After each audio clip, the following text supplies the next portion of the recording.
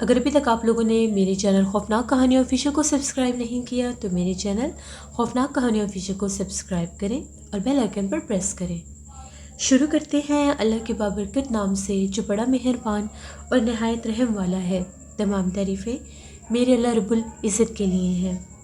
خوفناک کہانیوں کے معزز ناظرین کو میری طرف سے السلام علیکم۔ آج آپ لوگوں کے لیے میں بہت ہی زیادہ ڈرامانی کہانیاں لائی ہوں۔ سلسلہ شروع کرتے ہیں آج کی خوفناک کہانیوں کا۔ آج کی پہلی خوفناک کہانی عدنان شیئر کر رہے ہیں کوٹ مومن سے۔ عدنان کہتے ہیں میں کوٹ مومن کا رہنے والا ہوں اور آج آپ کے ساتھ اپنے سگے ماموں کی زندگی میں پیش آنے والی نہایت دل دہلا دینے والی کہانی شیئر کرنا چاہتا ہوں۔ آج سے 25 سال پہلے کی بات ہے۔ کوٹ مومن سے آگے ہی ایک گاؤں میں میرے ننیحال والے رہتے ہیں۔ میرے ماموں کو جنات دیکھنے کا بہت زیادہ شوق تھا اور وہ ایسی جگہوں پر جایا کرتے تھے جو جگہیں آصف زدہ مشہور ہوتی تھیں۔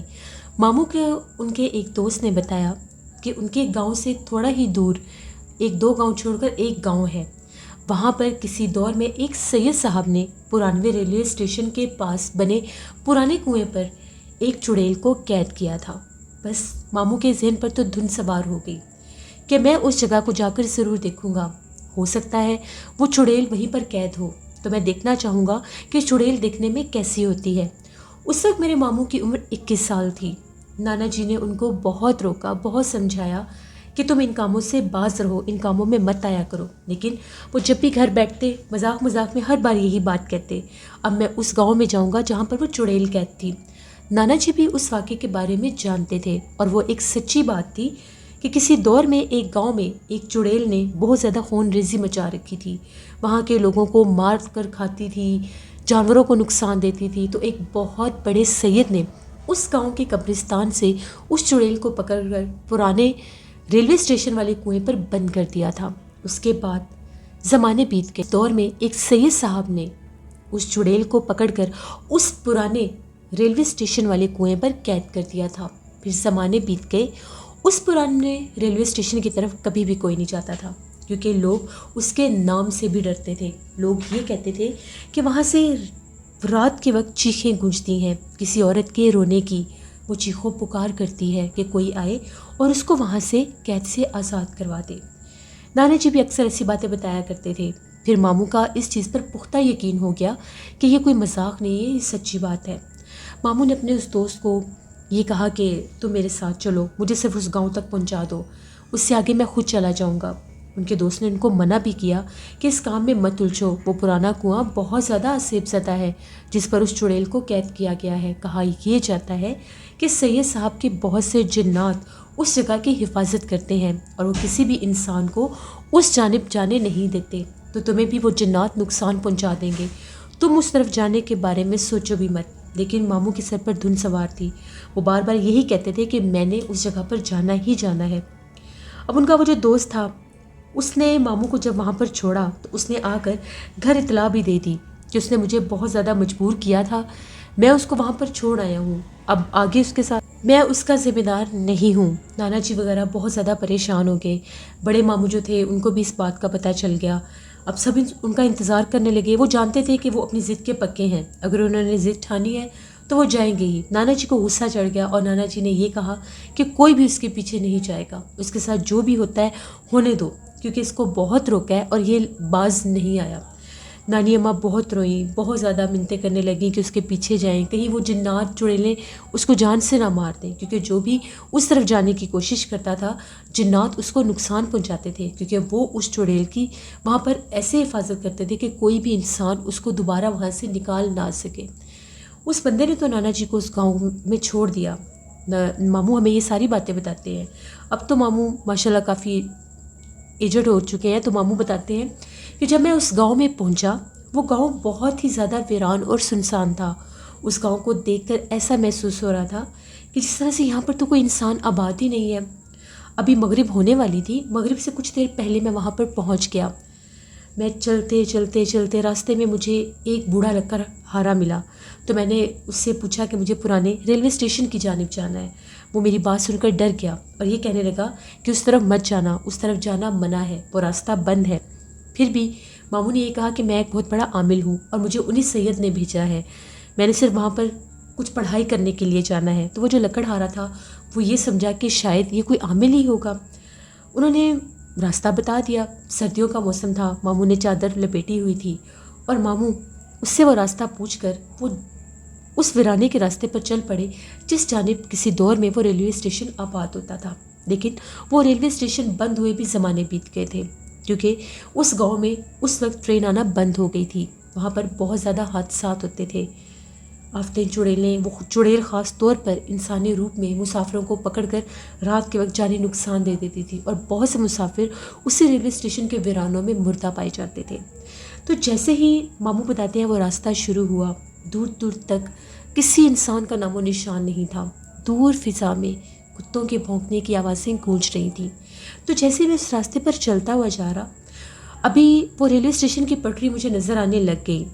مجھے پتہ تو لگ گیا کہ میں صحیح جا رہا ہوں۔ راستے میں مجھے بے تحاشا جانوروں کے ڈھانچے نظر آئے، بلیوں کے، کتوں کے، جگہ جگہ پر ڈھانچے تھے، اور ایک سلسلہ تھا درختوں کا جو جلا ہوا تھا۔ کوئی درخت بھی وہاں پر سرسبز نہیں نظر آ رہا تھا، ایسا لگ رہا تھا ان درختوں کو کسی نے جلا دیا ہے۔ وہ جگہ اس بات کی چیخ چیخ کر گواہی دے رہی تھی کہ یہ جگہ پرسرار ہے، یہ جگہ آسیب زدہ ہے، اور یہاں پر بے تحاشا پرسرار مخلوقات موجود ہیں۔ میرا حوصلہ پھر بھی نہیں ٹوٹا، تھوڑا بہت میں ذرا ڈرا ہوا تھا۔ پھر میں نے سوچا کہ آج تو میں جنات دیکھ کر ہی رہوں گا۔ جنات کیسے ہوتے ہیں؟ کیا وہ کوئی کالے رنگ کے پہاڑ نما ہوتے ہیں یا کوئی بہت بڑی قداور مخلوق ہوتے ہیں؟ آج تو دیکھوں گا۔ میں آیت الکرسی پڑھتا جاتا گیا۔ جیسے ہی وہ درختوں کا سلسلہ ختم ہوا، وہاں سے ایک موڑ مڑتا تھا، میں اس طرف جانے لگا تو وہاں پر بے شمار پتے بکھرے ہوئے تھے۔ جب میں ان پتوں پر چلتا تھا تو مجھے ایسا لگتا تھا کہ ان کے ساتھ کوئی اور آواز بھی آتی ہے، جس طرح سے کوئی ہنستا ہے، کسی کا کہکا گونجتا ہے، اور کہتا بھی جیسے کسی عورت کا گونجتا ہے۔ میں یہاں دیکھتا تھا، وہاں دیکھتا تھا، مجھے کچھ دکھائی نہیں دیتا تھا۔ میں پھر چلنے لگ گیا، جیسے پتوں پر پیر رکھتا تھا کہکے گونجتے تھے۔ اب مجھے تھوڑا سا وہم ہونے لگ گیا کہ یہ آوازیں ان پتوں کی ہے۔ سردی کے موسم میں ویسے بھی سناٹا بہت زیادہ ہوتا ہے۔ تبھی میں نے وہ پتے صاف کیے، کچھ راستہ بنایا صرف اپنا وہم دور کرنے کے لیے۔ جب وہاں پر چلنے لگا تو میرے پاؤں پتوں پر نہیں تھے، اس کے باوجود وہ کہکا گونج رہا تھا۔ تھوڑا سا میرا دل ڈرا، دکھائی تو کوئی نہیں دے رہا تھا، مگر وہ کہکے کون کہہ کے نکال رہا تھا؟ آخر وہ مخلوق کہاں پر تھی؟ میں نے اونچی آواز میں کہا کہ کیا یہاں پر میرے علاوہ بھی کوئی موجود ہے؟ تو مجھے کوئی آواز نہیں آئی۔ تھوڑی سی دیر میں آگے گیا تو مجھے اپنے پیچھے سے بلی کے بولنے کی آواز آئی۔ میں نے پیچھے پلٹ کر دیکھا تو جو راستہ میں نے صاف کیا تھا وہاں پر ایک بلی بیٹھی ہوئی تھی۔ وہ بلی بہت زیادہ بھیانک تھی۔ میں نے اپنی زندگی میں اتنی خوفناک چہرے والی بلی نہیں دیکھی تھی۔ بالکل جیٹ بلیک بلی تھی، کالی سیاہ، پیلے رنگ کی آنکھیں تھی اس کی، کافی بڑی بلی تھی، ایک نارمل بلی کے سائز سے کافی بڑی بلی تھی، اور وہ وہاں پر بیٹھی بار بار آوازیں نکال رہی تھی۔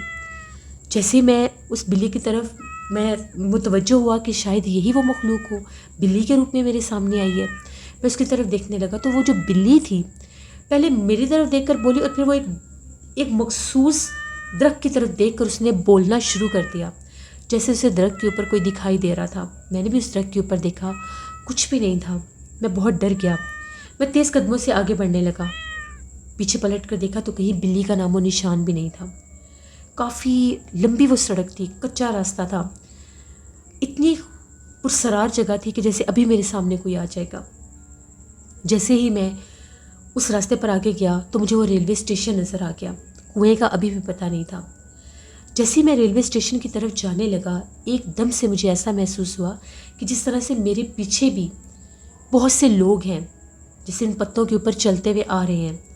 پیچھے پلٹ کر دیکھتا ہوں تو مجھے 8-9 لوگ دکھائی دیے، جیسے گاؤں کے انہوں نے کپڑے پہنے ہوئے تھے، بہت قداور تھے، تقریباً 6-7 فٹ ان کے قد تھے، وہی تہمت باندھی ہوئی، سفید کپڑے، سر کے اوپر پگڑیاں، اور 1-2 کے حلیے ایسے تھے جس طرح سے کوئی گاؤں کے مزیرے ہوتے ہیں، ان کے ساتھ تھے۔ میں نے پیچھے پلٹ کر دیکھا تو مجھے کچھ حوصلہ ہوا کہ ویسے لوگوں نے باتیں بنائی ہوئی ہیں کہ اس طرف کوئی آتا نہیں ہے، یہ تو گاؤں کا مجھے کوئی ذمہ دار لگتا ہے، شاید اس لکڑہارے نے ہی بتا دیا ہوگا۔ تبھی ان لوگوں نے مجھے آواز دی اور یہ کہا کہ اس طرف کہاں جا رہے ہو؟ میں نے ان سے یہ کہا کہ میں پڑھائی کرنے آیا ہوں، میں تو انہی سید کا عامل ہوں اور انہوں نے ہی مجھے بھیجا ہے۔ ان میں سے ایک نے بہت زوردار کہکا مارا اور یہ کہا کہ اس سید کو ہم اچھی طرح سے جانتے ہیں اور اس کا کوئی بھی عامل نہیں ہے جو یہاں پر آئے دوبارہ سے، کیونکہ ہم اسی سید کے جنات ہیں جو یہاں پر رکھوالی کر رہے ہیں۔ اس طرف مت جانا ورنہ مار دیے جاؤ گے۔ اس طرف وہ چڑیل آفت قید ہے، اگر تم اس طرف گئے تو تمہیں شاید چھوڑے نہ چھوڑے، ہم ہی تمہیں نہیں چھوڑیں گے، یہاں سے واپس چلے جاؤ۔ میں نے یہ کہا کہ میں آپ کے اصلی چہرے دیکھنا چاہتا ہوں، مجھے شوق ہے میں جنات کو دیکھوں، آپ میرے سامنے اصلی چہروں میں آئیں، میں تب یہاں سے جاؤں گا۔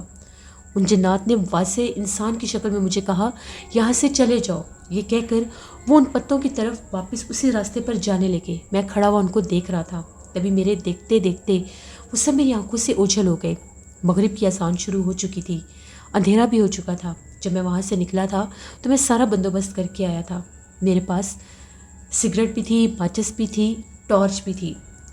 زیادہ تر اس دور میں لالٹین ہوتی تھی، لیکن میرا ایک دوست شہر سے میرے لیے ٹارچ لے کر آیا تھا۔ گاؤں کے بہت سے لوگ میرے پاس وہ ٹارچ بھی دیکھنے آیا کرتے تھے، تو میں نے اس ٹارچ کو آن کیا۔ اس کی روشنی کافی زیادہ تھی، دور دور تک وہ کہیں بھی نہیں تھے۔ مجھے لگا کہ یہ مخلوق تھی جو بھی یہ غائب ہو چکی ہے۔ میں واپس پلٹا کہ میں تو اسٹیشن کی طرف جاؤں گا۔ جیسے میں اسٹیشن کی طرف جانے لگا، ابھی تھوڑا ہی آگے بڑھا تھا، مجھے ایک عورت کے رونے کی آواز آنے لگی۔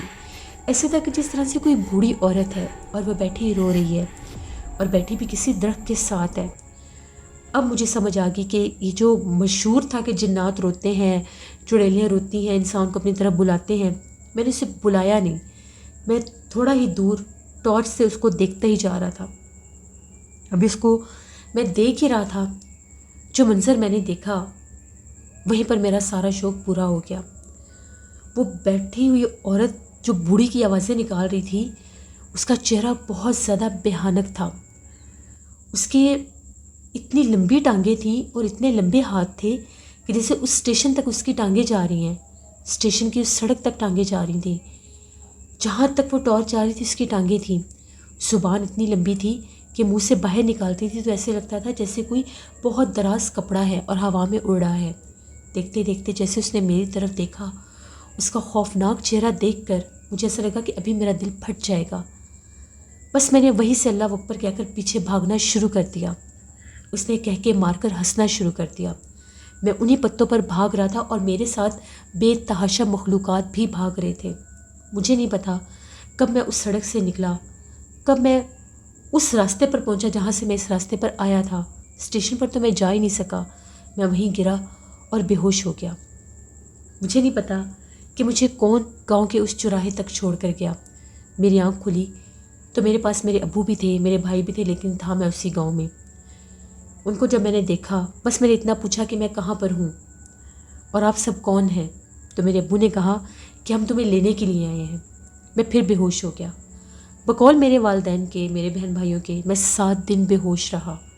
7 دن ایک بزرگ آ کر مجھے دم کرتے رہے، میرے اوپر تعویذ چلاتے رہے، اور 7 دن میرے والد صاحب کہتے ہیں کہ ہمارے گھر کے باہر آدھی رات کو ایک عورت بیٹھ کر روتی تھی۔ وہ کون تھی؟ وہ جنات تھے، وہ چڑیل تھی، کون تھی ہمیں نہیں پتا۔ بس وہ بزرگ یہ کہتے تھے کہ اس مخلوق کے بارے میں نہیں بتا سکتا، نہ ہی مجھے اجازت ہے بتانے کی۔ 7ویں دن جب مجھے ہوش آیا تو میں اپنے آپ کو اتنا لاغر محسوس کر رہا تھا، مجھے ایسا لگتا تھا میری ٹانگیں ختم ہو چکی ہیں، میں کبھی چل ہی نہیں سکوں گا۔ میرے گھر والے کہتے تھے ہمت کرو اٹھنے کی، مجھے سہارا دے کر اٹھاتے تھے، سہارے سے ہی مجھے پکڑ کر کھڑا کرنے کی کوشش کرتے تھے، میں گر جاتا تھا۔ ان 7 دنوں میں مجھے ایسا لگتا تھا جیسے میں اپنی عمر کے 40 سال آگے گزر چکا ہوں۔ میرے جسم کی ایسی حالت ہو گئی تھی، میں ان کو بار بار کہتا تھا میرا چہرہ ٹھیک ہے؟ وہ مجھے کہتے تھے کہ تم اپنا چہرہ دیکھو۔ مجھے اپنے ہاتھ پیر ایسے لگتے تھے جیسے ان پر بوڑھوں کی طرح جھریاں پڑ گئی ہیں، لیکن وہ نارمل ہوتے تھے۔ پھر جب مجھے ہوش آیا تو وہی جو بزرگ مجھے دم کرنے آتے تھے، انہوں نے ایک تعویذ دیا۔ وہ تعویذ میں نے گلے میں پہنا، باوضو ہو کر غسل کر کے جب میں نہا کر نکلا، کچھ مجھے اپنا وجود نارمل لگنے لگا، چہرہ میں نے اپنا ابھی بھی نہیں دیکھا تھا۔ پھر میں نے تعویذ پیے، 1 ماہ میں نہایا، وہ تعویذ میرے گلے میں ہوتا تھا۔ جب وہ تعویذ میرے گلے میں آیا، 7 دن کے بعد جب مجھے ہوش آیا تو وہ مخلوق ہمارے گھر کے باہر نہیں آتی تھی۔ پھر میں نے اپنے گھر والوں کو اپنی ساری آپ بیتی سنائی۔ اس کے بعد 1 ماہ کے بعد میں نے اپنا چہرہ جا کے میں نے آئینے میں دیکھا، تو میری شکل بالکل ٹھیک تھی، میرے ہاتھ پیروں کی وہ جھریاں بھی۔ اس کے بعد میں نے توبہ کر لی کہ میں زندگی میں کبھی بھی دوبارہ جنات کا نام نہیں لوں گا، نہ ہی انہیں دیکھنے کی خواہش کروں گا۔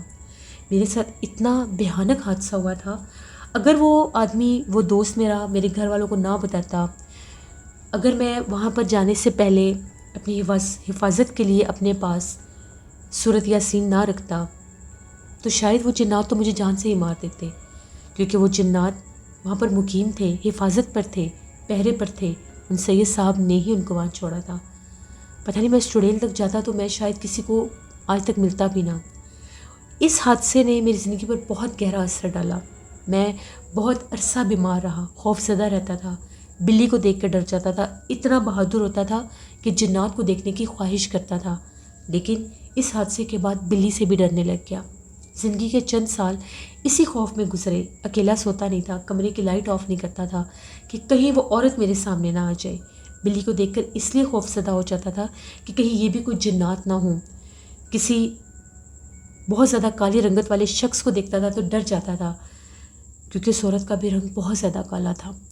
میں نے بہت مشکل ٹائم دیکھا، اللہ سے رو رو کر معافی مانگی، توبہ کی کہ یا اللہ تو نے ہمارے اور اس مخلوق کے درمیان میں جو پردہ رکھا ہے وہ بہت ضروری ہے۔ شکر الحمدللہ کہ اللہ نے ہمارے اور اس مخلوق کے درمیان میں ایک پردہ رکھا ہے کہ ہم ان کو دیکھ نہیں سکتے، کیونکہ اگر ہم لوگ ان کو دیکھ لیں تو ہم ان کو برداشت بھی نہ کر سکیں۔ تو یہ میری زندگی کی ایک کہانی تھی جسے میں کبھی بھی فراموش نہیں کر سکتا، اور میں سبھی سننے والوں کو یہ میسج دیتا ہوں، کبھی بھی اس مخلوق کو دیکھنے کی خواہش مت کریں۔ جو ان کو اللہ کے حکم سے، جن کو اللہ طاقت دیتا ہے، جن انسانوں کو جو ان کو اپنی پڑھائیوں کے ذریعے اللہ کے حکم سے ان کو قید کرنے کی طاقت رکھتے ہیں، وہ بہت پہنچے ہوتے ہیں، وہ اپنی زندگی وقف کر کے ان رتبوں پر آتے ہیں۔ ایک عام انسان میرے جیسا اٹھ کر اگر یہ کہے کہ میں جنات کو دیکھوں گا، جہاں پر جنات ہے میں وہاں پر جاؤں گا، تو یہ ہمارے لیے ہی نقصان ہے۔ ہم خود دعوت دیتے ہیں ایسی چیزوں کو کہ وہ ہمارے پیچھے لگیں، ہمیں نقصان پہنچائیں۔ بہت عرصہ میں بیمار رہا، مجھے کبھی کبھی لگتا تھا کہ میرے ساتھ کچھ مخلوقات ہیں، اب وہ میرا وہم تھا یا میرے اوپر کچھ سایہ ہوا تھا۔ اس کے بعد بھی میں بہت سے بزرگوں کے پاس گیا، ان سے پوچھتا تھا تو وہ یہی کہتے تھے کہ تمہارے اوپر اس مخلوق کا بسیرا ہے، تم پوزیسڈ ہو، تمہارے اوپر سایہ ہے۔ اگر یہ حفاظت کے تعویذ، 5 وقت کی نماز، قرآن پاک تم یہ بھی نہ کرتے تو شاید تم اپنا ذہنی توازن ہی کھو بیٹھتے۔ کہا یہ جاتا ہے کہ بعض اوقات لوگ جب جنات کو دیکھتے ہیں ان کو ہارٹ اٹیک ہو جاتا ہے، وہ جانور ہو ہی نہیں سکتے۔ کچھ اگر مضبوط اعصاب کے ہوتے ہیں وہ بے ہوش ہو جاتے ہیں، کچھ کے ذہن پر ایسا اثر آتا ہے کہ ان کے ذہنی توازن پلٹ جاتے ہیں۔ تو یہ ایک نصیحت بھی ہے اور میری ایک کہانی بھی تھی۔ یہ ایک کہانی تھی جو میرے ساتھ عدنان نے شیئر کی، اپنے ماموں کی۔ بہت شکریہ عدنان آپ کا۔ جیسے یہ تھی آج کی ایک خوفناک کہانی۔ میں امید کرتی ہوں آپ لوگوں کو پسند آئی ہوگی۔ آپ لوگ بھی اپنی خوفناک کہانیاں شیئر کر سکتے ہیں ڈسکرپشن باکس میں دیے گئے ای میل آئی ڈی nusheermir57@gmail.com پر۔ اس کے علاوہ آپ لوگ مجھے کمنٹ باکس میں بھی اسٹوری شیئر کر سکتے ہیں۔ ہارر کہانی ٹی وی پر بھی میں اسٹوری آن ایئر کروں گی، اس کو بھی آپ لوگوں نے وزٹ کرنا ہے اینڈ سبسکرائب کرنا ہے جن لوگوں نے ابھی تک سبسکرائب نہیں کیا۔ اسکیری اردو ٹیل میری سسٹر کا چینل ہے، ان کو بھی جا کر سبسکرائب کریں اینڈ سپورٹ کریں۔ اور میری طرف سے تمام پاکستانیوں کو دلی جشن آزادی مبارک۔ اللہ ہمارے پاکستان کو اپنے حفظ و امان میں رکھے، اور ایسے ہی ہم اپنے پیارے ملک کی جشن آزادی کا یہ جو دن ہے یوم آزادی کا 14 اگست، اس کو ہمیشہ مناتے رہیں۔ اپنا بہت سا خیال رکھیے گا، اپنی ڈھیروں دعاؤں میں مجھے، میری فیملی، میرے پورے پاکستان کو یاد رکھیے گا۔ Thank you for listening my stories. Stay blessed. اللہ نگہبان۔